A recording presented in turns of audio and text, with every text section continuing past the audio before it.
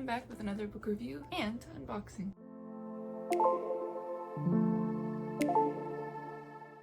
So I did read this ahead of time, but let's go ahead and open it up. There it goes. All right. So this is called I Wish Somebody Told Me This Sooner. It's by Tudor Andrei. I don't know if I said that right, but I hope I did. It is a comprehensive, no BS guide to education, money, healthy relationships, and traditional family values. It is thicker than what I'm used to for books like this, but that doesn't take away anything. I think the cover looks really cool. I feel like there aren't enough like white covers, especially ones that feel like this, because I love this feeling. It's that matte. The side, 291 pages from a review.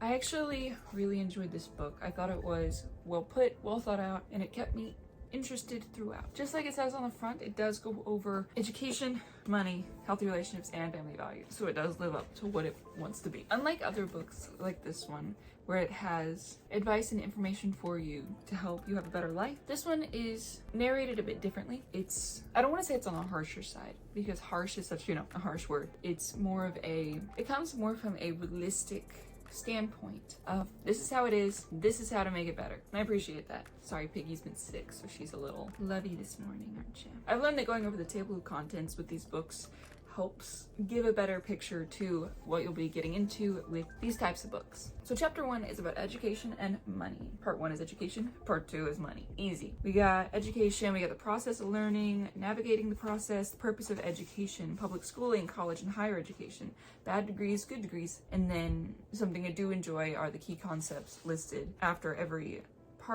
chapter. It just helps recap and it clarifies some things. I did enjoy this section. It's great advice for anyone going to college, because college is so expensive and you want to get your money's worth, obviously. That's with anything, because everything's kind of expensive right now. So getting your money's worth out of something is of utmost importance. So it does go over a list of bad degrees and good degrees. Bad degrees, such as art degrees, for example, compared to good degrees like, engineering, electrical engineering, becoming a doctor, things like that. Things that will teach you to be in that field, and that field will reimburse you, or you'll be able to pay it off. Which is kind of a harsh reality for some people, because some people want to go to college for theater. Some people want to go to college for art. But a lot of times where that's gonna wind up is as a teacher, from what I've seen and what I've witnessed. But it is super important to pick the right degree when it comes to college. And this has some information on that and some good advice. Part 2 is about money. We got what is money, the emergence of money, society as a system, the 4 ways of earning money. And then we have the differences of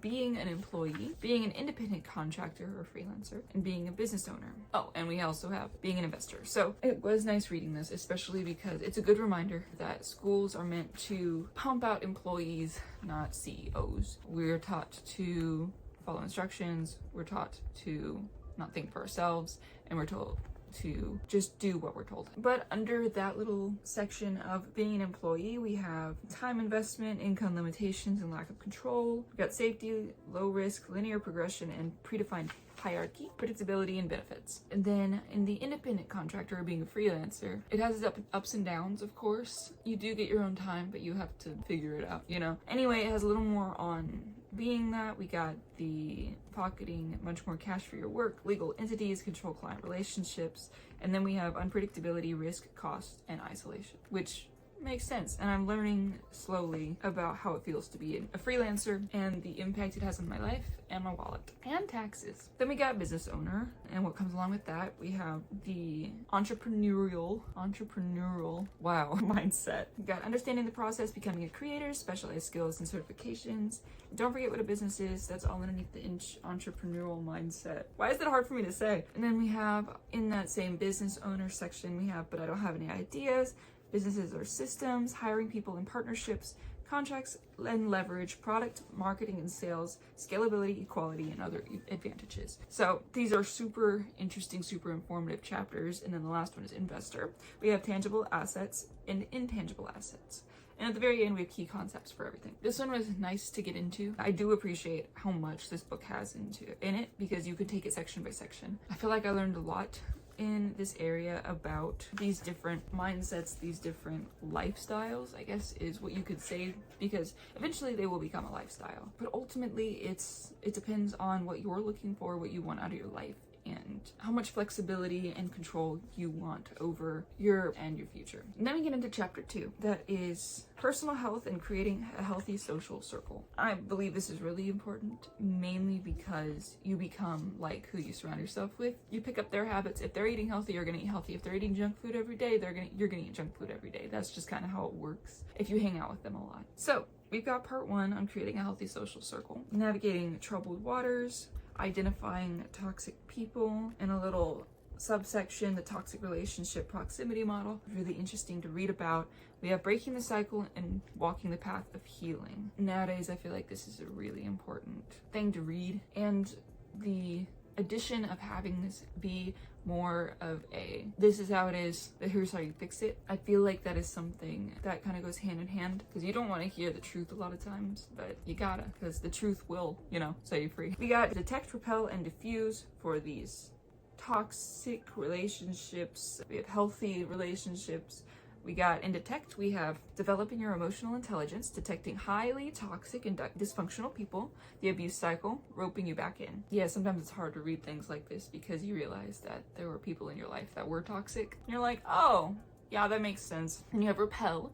We have the tools, and there are 9 of them. We got shifting from an external to internal focus of control, secure your own finances, break free from codependency and discover your true self, improving your relationship with yourself, developing boundaries, asserting consequences and the power of no, build a support group, strength in numbers, wait for requests before offering help, building self-worth, competency, and purpose, developing some healthy selfishness and disagreeableness. And then we have diffuse, which has the gray rock technique and low to no contact. This has really good information for anyone in a toxic relationship, or if you are the toxic person, this could really open your eyes to it, and you're like, oh, and this can probably help you fix that, although it is more aimed to those in a toxic relationship or friendship, etc. So I really enjoyed that section. Super informative. We have part 2 of this chapter, which is health. We got physical health, eating, nourishment, and our digestive system, what to eat to keep yourself healthy,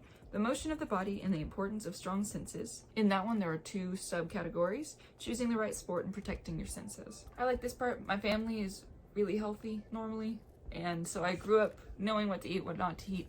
Doesn't mean that I actually followed it, but I'm getting back into following it, and it's just nice to have reminders. Then we have chapter 3 with 2 parts. Chapter 3 is on gender dynamics and traditional family. Part 1 is gender dynamics. We got men and women are not the same, which is entirely true, and I hate pretending that they are. We got some subcategories in there: how it started, physical strength, speed and agility, flexibility, spatial environment and memory, logic, emotion and decision making, giving birth and reproductive value, emotional intelligence and social awareness, maturity, pickiness and mate selection. And then we have a conclusion, wrapping all that up. We got traits that men use to filter their potential partners and traits that women use to filter their potential partners. So a lot of this is 100% accurate. I do feel like there are some things that are more opinions when it comes to what men and women look for, but in a general, natural sense, it is extremely correct. Men do like feminine women.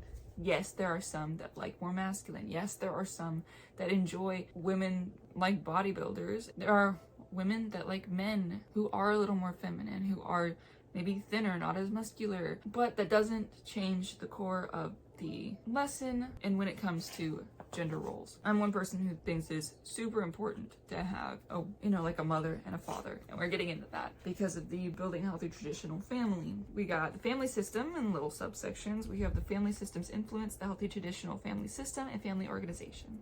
Then we have for men, and in subcategories, what qualities do you need to look for in order to find a traditional woman? And then we have a note to women, which is what qualities do you need to look for to find a traditional man? This is important for anyone wanting to have a family. There are certain things that you have to give up. There are certain things that you have to take on to be proactive, productive, and ultimately have a functional family. And I think this breaks it down really well. Right now, it's controversial to even believe that men and women can have different roles or have different strengths or weaknesses, but that's what makes us unique, and that's what makes us lean on one another. You can't have one without the other, and especially nowadays, I think people need to listen and read that section, and understand it's not I'm invalidating you.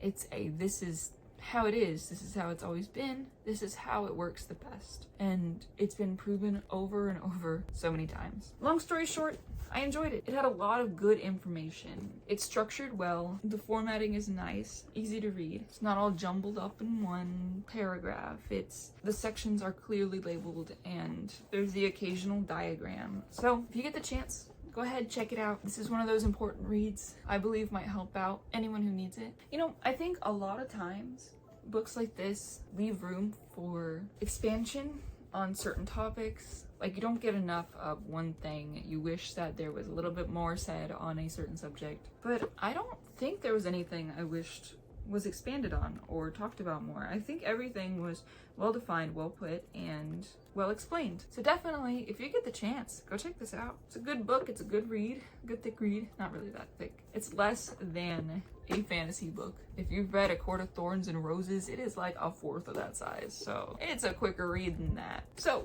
if this sounds interesting or you feel like it could help you out, go check it out. The link in the description are in the description. And as always, I'll see you in the next one. Thanks for watching.